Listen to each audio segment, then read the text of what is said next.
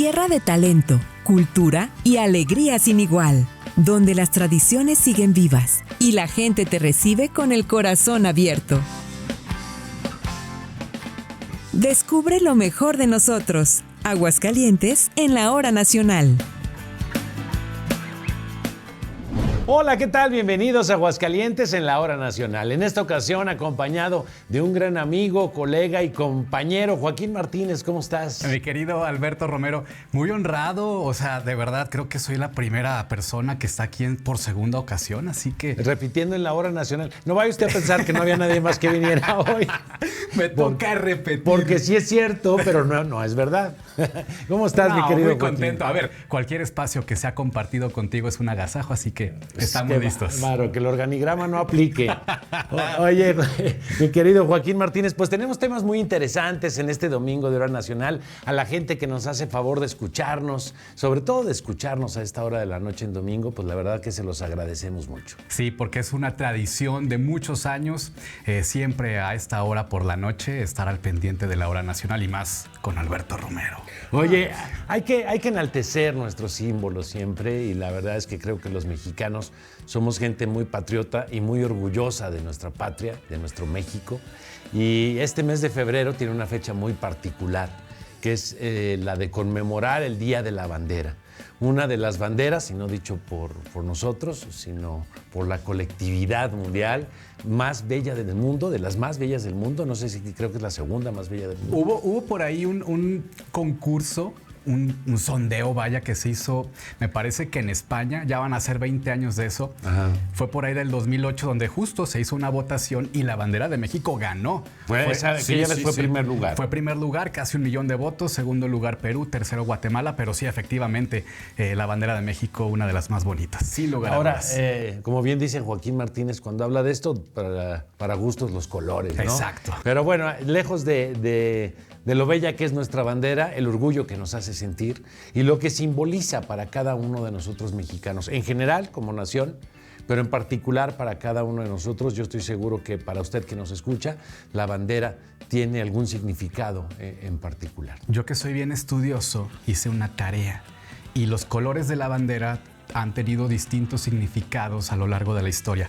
Antes de Juárez, el verde era la independencia, el blanco era la religión católica predominante en México, y el rojo la unión, el mestizaje, la unión de sangre mexicana y española. Después de Juárez, obviamente, sabemos que hay un cambio importante y entonces pasa a ser el verde la esperanza, el blanco la unidad y el rojo la sangre de los héroes que nos han dado patria. ¿Con cuál te quedas, Alberto? La verdad es que yo me quedo con la segunda. Sí. Con la después de Juárez. Después de Juárez. Creo que tiene un significado más adecuado al de una bandera. Y sobre todo también por no querer encasillar a todo el mundo dentro de una sola creencia religiosa. Además, ¿no? Porque para eso está la libertad de credo, para que cada quien tenga esa voluntad de creer en lo que mejor le parezca, ¿no? Correcto. Y sea respetado de creerlo. ¿Te tocó ser abanderado en la escuela? No, era sargento. A mí me tocaba dar las órdenes. Ok. Pero sí me tocó. Estando en la prepa, yo era el que decía paso redoblado. Un gran orgullo. A mí sí me tocó. Me tocó la primera escolta mixta de mi escuela. Ok. Porque siempre la hacían de puros sobres. Y era por el vocerrón que te ponían a dar las órdenes. Pues no, la verdad no sé. Porque de buenas calificaciones yo nunca fui como tú, que eres ñoño. Yo la verdad sí no, nunca fui de buenas calificaciones. No, bueno, o sea, pero... no de reprobar, pero pues nunca busqué ser brillante en los resultados de las calificaciones. Pero es bien bonito formar parte de ese grupo, ¿no? No, ¿cómo o sea, no? sirve esto de inspiración para los niños que nos escuchan y que busquen ese objetivo. Y estudien, ustedes no saquen malas calificaciones. O sea, no lo estoy diciendo como ejemplo, estoy hablando de la realidad, ¿no? Exacto, sí, que sea esa inspiración y que sea ese orgullo nacional, porque también es un gran recuerdo al final. Así es. Vamos a conocer un poco más sobre nuestra bandera. Cada 24 de febrero celebramos a uno de los símbolos más importantes de nuestra identidad, la bandera de México. Pero más allá de sus colores y su presencia en escuelas y plazas cívicas, nuestro lábaro patrio guarda datos curiosos que no todos conocemos. Por ejemplo, aunque hoy la vemos ondear con orgullo en verde, blanco y rojo, esos colores no siempre significaron lo mismo. En sus inicios, durante el ejército trigarante en 1821, el verde representaba la independencia, el blanco la religión división, y el rojo, la unión. Con el paso del tiempo, su significado evolucionó hasta lo que hoy aprendemos: esperanza, unidad y la sangre de los héroes nacionales. Otro dato interesante es que el diseño del escudo ha cambiado varias veces a lo largo de la historia. El águila no siempre estuvo devorando a la serpiente en la misma posición. En algunas versiones apareció de frente, en otras con corona imperial. Fue hasta 1968 cuando se adoptó oficialmente el diseño actual, obra del artista Francisco Eppens Helguera. Esta versión estilizada presenta al águila con un aspecto más agresivo y erguido, integrando elementos como el glifo mexica del agua y el nopal con tunas rojas. Además, México cuenta con una de las banderas más grandes del mundo, las llamadas banderas monumentales. Instaladas en distintos puntos del país, pueden medir más de 50 metros de largo y pesar más de 200 kilos. Y hay un detalle que a muchos sorprende. La ley establece normas muy precisas sobre cómo debe tratarse la bandera. No puede tocar el suelo, debe izarse y arriarse con respeto, y su uso en prendas o artículos comerciales está regulado. Más que un simple símbolo, nuestra bandera es la identidad de todo un pueblo, recordándonos de dónde venimos y quiénes somos. Bueno, pues ahí sin duda datos importantes e interesantes acerca de nuestra bandera nacional. Ya aprendimos más todavía, ¿no? Siempre es bueno. Si ya sabíamos algo, ahora sabemos mucho más. Bueno, en otros temas, Joaquín, sin duda el Aguascalientes que hoy conocemos, la ciudad de Aguascalientes como hoy la conocemos, pues comenzó a hacer sus trazos de crecimiento hace ya varios años con sus primeras grandes avenidas. Sin duda la primera y más importante, la Avenida Madero, que ni tú ni yo estábamos cuando tenía camellón. Correcto. Y era de doble sentido. Era una avenida en sí de doble sentido, Avenida Madero, que ahora la conocemos pues prácticamente, podríamos decir, un eje vial que circula de oriente a poniente. En su momento fue avenida de doble sentido. Luego Avenida Adolfo López Mateos, que en realidad era un río, sigue siendo, porque cuando llueve lo vemos, ¿no? Pregúntale. Revive, el agua busca su curso y se convirtió en determinado momento en una de las principales avenidas, sigue siendo la principal avenida que atraviesa de oriente a poniente o poniente a oriente a la capital de Aguascalientes. Sí, correcto. Y cuando luego hay un accidente o lo que sea y aquello está bloqueado, se vuelve un caos la ciudad, sí, dada la importancia, ¿no?, la que conectividad tiene. Que genera. Exacto. Sin embargo, después, con el desarrollo de Aguascalientes, se planeó hacerla con círculos concéntricos que podemos llamar ahora periféricos, o nuestros anillos de circunvalación. Y obviamente pues, se nació con el primer anillo de circunvalación. Ese a mí ya me tocó. ¿Te tocó? Pues sí, ya, pues prácticamente ¿Te tocó concluido. construirlo? Me tocó el segundo anillo, me tocó desde que lo empezaron a trazar. Ah, mira. Sí, Okay. no, bueno, me tocaba que había nada más una media luna, un rato. El tercer anillo, pues ya todos los que estamos presentes nos tocó. Se terminó la administración de Carlos Lozano. Ajá. Se completó el tercer anillo. Y ahora se está reparando. Y con el actual libramiento, sí, bueno, se regeneró por completo en esta administración. Y con el libramiento poniente y ya la liberación del proyecto que se tiene del libramiento oriente, pues no estamos lejanos a tener nuestro cuarto anillo de circunvalación. Y así Aguascalientes ha nacido como una de las ciudades mejor planeadas en el país. A pesar de que ya nos quejamos algo del tráfico, tenemos una planeación urbana mucho más ordenada que la mayor parte de las grandes urbes en México. Sí, correcto, porque quienes hemos tenido la oportunidad de visitar otros estados, pues te das cuenta justo de eso, ¿no? Del crecimiento ordenado, con todas las complejidades que siempre van a existir. Es un crecimiento ordenado a partir justamente de estos anillos de circunvalación y pues es una muestra más de Ahora también de Aguascalientes. Te ayuda mucho la topografía de Aguascalientes, ¿no? El ser estar sobre un llano, una superficie plana te permite hacer cosas más interesantes. Podemos ver ciudades vecinas como León, que la verdad es que se convirtió en un chorizo ahí alargado porque no tiene para dónde hacerse. Entonces también depende mucho de la orografía, ¿no? Sí. Como sucede en el Valle de México rodeado de montañas o como sucede en otras grandes ciudades. Sin embargo, Aguascalientes, junto con Torreón, me parece, en Coahuila, es también una ciudad bastante bien planeada porque también está sobre un área plana. Pero bueno, aquí lo importante es saber cómo nace este gran Aguascalientes que hoy tenemos y cuáles fueron sus principios, y te invito a conocer. A ver, vamos. En el crecimiento urbano de Aguascalientes, algunas vialidades han dejado de ser simples caminos para convertirse en verdaderas arterias que organizan el ritmo de la ciudad. La calle Madero, la avenida López Mateos y el Primer Anillo son claros ejemplos de ello. Rutas que, con el paso del tiempo, han acompañado la expansión territorial, el desarrollo económico y la movilidad cotidiana de miles de habitantes. Su transformación refleja no solo la evolución del trazo urbano, sino también la manera en que la ciudad se adaptó al crecimiento poblacional y a las nuevas necesidades de conexión, transporte, sociedad y economía. Mi nombre es Rodrigo Franco Muñoz, soy profesor investigador aquí de la Universidad Autónoma de Aguascalientes en el Centro de Ciencias del Diseño y la Construcción en el área del urbanismo. Soy Luciano Ramírez Hurtado, profesor investigador del Departamento de Historia en la Universidad Autónoma de Aguascalientes. Madero fue muy importante a inicios del siglo XX. El gobernador que estaba en ese momento decía, quiero ver, sentado aquí desde la plaza, los ferrocarriles. Y lo que hizo el gobernador Fuentes Dávila fue que le preparó una bacanal neroniana en un prostíbulo muy famoso de la época, y ahí lo tuvo varios días, a él y a su gente más cercana. Entonces aprovechó ese ínterin para meter máquinas, gente, y finalmente abrir el callejón y conectar en vía recta durante un 1,5 kilómetros, pues desde las bodegas del ferrocarril hasta el centro de la ciudad. Esto con el fin de dinamizar el comercio y el traslado de mercancías de la estación del tren hacia el centro neurálgico comercial de la ciudad de Aguascalientes.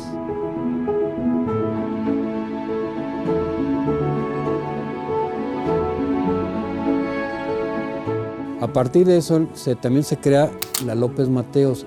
Es muy importante para él también esta vialidad porque era la conexión oriente-poniente, la salida a San Luis Potosí y a Calvillo. Pero esta se hace sobre el arroyo Los Adobero. Un problema quizá que se tuvo es que se entubo el arroyo, pero esta obra no tuvo la suficiente capacidad para evitar que se inundara. O sea, hasta nuestras fechas tenemos ese problema. Carlos Contreras hace un proyecto muy ambicioso. Propone pues el primer anillo de circunvalación en ese plan. Y este primer anillo de circunvalación pues es el que da un enmarque al centro histórico. Entonces enmarca la ciudad, pero eso hace que la ciudad pueda crecer al oriente porque pasa lo que es el ferrocarril. Es que ya posteriormente la ciudad siguió este patrón de crecimiento. Si se recuerdan ustedes, después se hace el segundo anillo de circunvalación y luego tenemos ya el tercer anillo de circunvalación. Hoy, estas vialidades no solo facilitan el tránsito, sino que representan la estructura misma del movimiento urbano. Son puntos de referencia, corredores comerciales y enlaces fundamentales entre distintas zonas de la ciudad. Comprender cómo se consolidaron como ejes principales permite entender mejor la historia reciente del desarrollo urbano y la dinámica cotidiana que define la vida en Aguascalientes.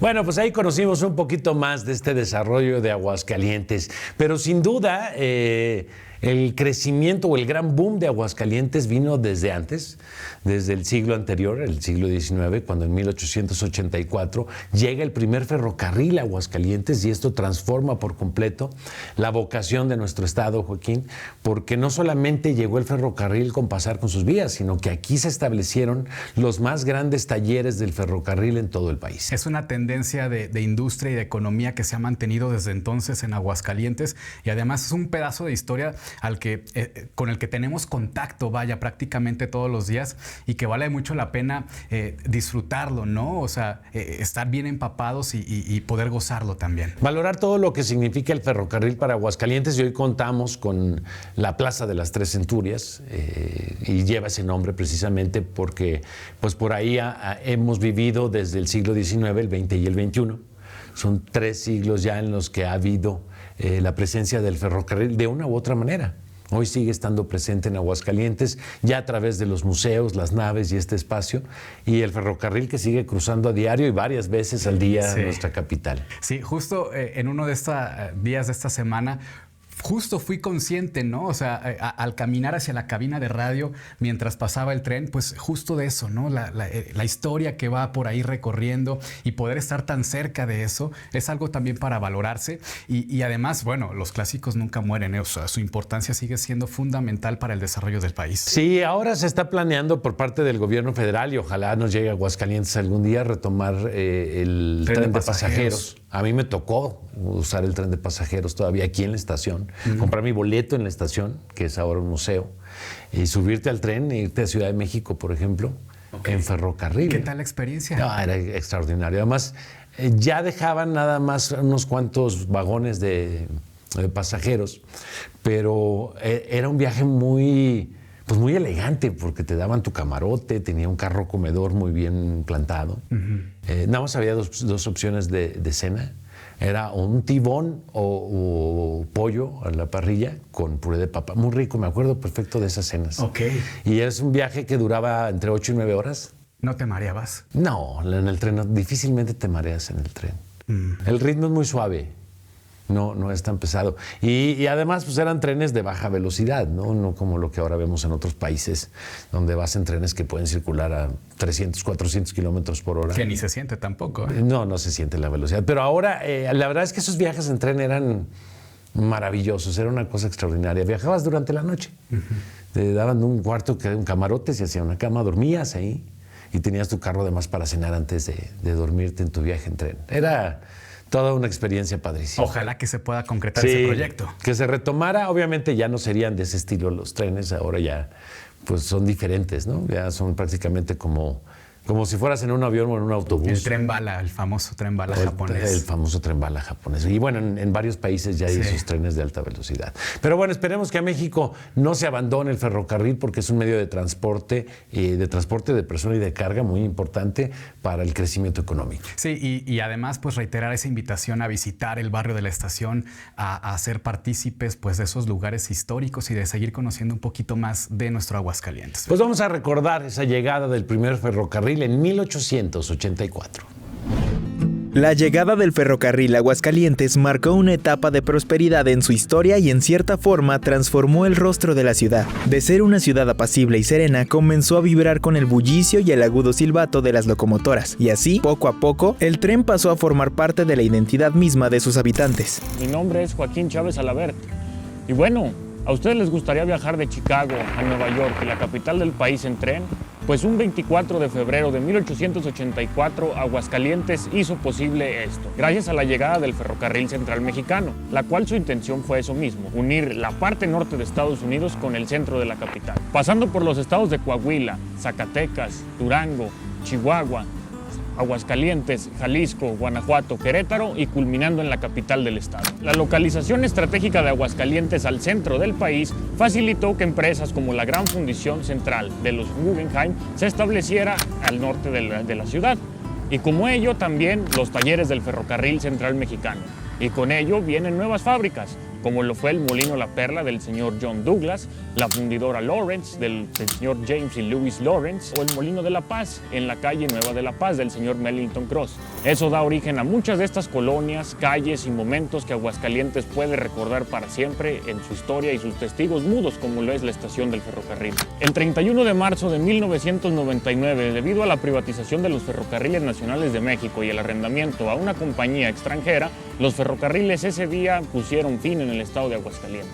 Un 31 de marzo de 1999, las puertas de este magnífico taller que dio empleo a casi 15,000 personas en el estado, en toda su historia de existencia, dio fin a una época de ruido, a una época de trabajo, a una época de progreso y a una época de historia para quedar en simplemente un recuerdo, una añoranza, un momento de aquellos que lo vivieron. Y ahora para nosotros que nos toca vivir el silencio de todos esos lugares, nos hace imaginar cuando realmente tenían ruido. Desde aquel febrero memorable, acudir a la estación se volvió una costumbre entrañable para muchas familias. Presenciar la llegada de los trenes era todo un acontecimiento. Viajeros que iban y venían, obreros, comerciantes ofreciendo sus mercancías y músicos ambulantes animando el ambiente. Bueno, ya estamos de vuelta y sin duda ahora que hemos hablado tanto de la historia de Aguascalientes, hay un hecho que nos marca y que está entre el mito y la realidad, pero a final de cuentas Aguascalientes se convierte en una entidad federativa, también en el siglo XIX, y aseguran muchos que Aguascalientes logró su independencia o logró consolidarse en su autonomía, pues. De Zacatecas. Derivado de un beso. Correcto, sí. Tan es fuerte esta historia, ¿no? Que deja de ser un chisme, que está en nuestro escudo. A ver, hay una representación gráfica de unos labios en el escudo de Aguascalientes que nos hacen pensar que, pues efectivamente, algo de eso tuvo que haber. Algo nos ayudó, ¿no? Ese besillo. En algún momento. En algún momento se sirvió para tomar una decisión. Correcto. Que liberara Aguascalientes. Y a mí no me gusta decir independencia ni liberar, porque al final de cuentas éramos parte de nuestro estado hermano y vecino de Zacatecas, del cual seguimos, exactamente, seguimos siendo lo mismo, tan mexicanos unos como los otros, pero al final de cuentas Aguascalientes tuvo los motivos para poder convertirse en una entidad federativa. Y dicho sea de paso, bueno, esto viene a colación porque actualmente en el Museo Regional de Historia de Aguascalientes hay una exposición dedicada precisamente a este momento clave histórico de Aguascalientes, pues que relata la historia de ese beso con Santana en su momento, Beto. Y Aguascalientes fue reconocido ya, digamos, legalmente con la promulgación de la Constitución de 1857, en donde ya aparece Aguascalientes como entidad federativa. Correcto. Y la invitación es a que podamos asistir a esta exposición que estará, pues es una exposición temporal, está hasta mediados de mayo de este año, así que también hay que aprovechar esa Aprovechemos y démonos una vuelta, es en el Museo Regional de Historia, ahí lo podrá visitar. En el Museo Regional de Historia, la exposición Un beso por la libertad invita al visitante a recorrer un episodio clave en la construcción del Aguascalientes. En el centro de este diálogo se encuentra la célebre leyenda del beso, una historia profundamente arraigada en la memoria colectiva, pero de la cual no existe evidencia documental que confirme su veracidad. Yo soy Calíope Martínez, directora del Museo Regional de Historia del Instituto Nacional de Antropología e Historia. Esta exposición hace un recorrido por todo el proceso del pueblo de Aguascalientes en busca de su autonomía como Estado, independizándose de Zacatecas, un proceso que duró desde finales del siglo XVIII. Finalmente habla de cómo se logra la autonomía en 1857 y cómo se construyó el mito del beso como un mito creado en el siglo XX. El mito surge de un ingeniero que escuchó entre el común de la gente que Santana le había robado un beso a María Luisa Fernández Villa, quien era esposa de Pedro García Rojas, quien era el jefe del ayuntamiento de Aguascalientes. Se supone que ella estuvo en la cena en su propia casa y este mito dice eso, que Santana, cuando ella salió, la jaló y le dio un beso, ¿no? Y a partir de ahí pues se ha puesto mucho en entredicho la imagen de María Luisa, cuando lo que conocemos es que María Luisa en realidad era una mujer muy inteligente, era una mujer letrada, de muchísimos recursos económicos, y que ella ayudó a contribuir en el discurso de que Aguascalientes puede ser autónomo. Van a encontrar muchísima documentación original, pero también van a encontrar reproducciones y lo más importante o lo más valioso que tiene esta exposición es sin duda el primer mapa del estado de Aguascalientes hecho por Isidoro Epstein y la primera constitución del estado de Aguascalientes. Estamos abiertos, la exposición va a durar hasta el 10 de mayo. Estamos abiertos de martes a domingo de 9 a 5 de la tarde. Así, la exposición no solo relata el origen político del Estado, sino que también invita a cuestionar cómo nacen, se transforman y perduran los mitos que dan identidad a una comunidad. Un beso por la libertad nos deja frente a una reflexión esencial. Aunque la leyenda del beso carezca de pruebas históricas, su permanencia revela el poder de la memoria colectiva para dar sentido al pasado y moldear la identidad de un lugar. Bueno, pues sin duda se va volando la hora nacional, Joaquín, pero esta vez pudimos aprender grandes cosas sobre este Aguascalientes. Sí, salimos con muchas clases de historia, con mucho conocimiento y pues toca repartirlo, ¿no? Con la familia para que vean que uno es bien inteligente. Así es. No se olvide que estamos en redes sociales como La Hora Nacional, ahí nos puede encontrar tanto en Facebook como en Instagram y ahí puede ver también, si no tuvo oportunidad de escucharla en algún día domingo, ahí se quedan, por lo menos durante 30 días quedan ahí grabadas las transmisiones de La Hora Nacional. Para que nos vean una vez al día. Por lo menos. Por lo menos, por favor. Aunque va a tener que repetirlo 7 días, porque lo grabamos una vez por semana, ¿no? Que sea lo que tenga que ser. Lo que se haga. Pero bueno, ahí lo tiene y síganos a través de redes sociales porque también le estamos compartiendo datos muy interesantes. Independientemente de lo que pasamos en la hora nacional, en redes sociales también puede encontrar más información. Y aquí cada domingo lo estamos esperando, ya lo sabe, en su estación de radio favorita. Joaquín Martínez, muchas gracias. No, gracias a ti por la invitación, querido amigo. Bienvenido, Joaquín, gracias. Y nos saludamos el próximo domingo en Aguascalientes en la hora nacional.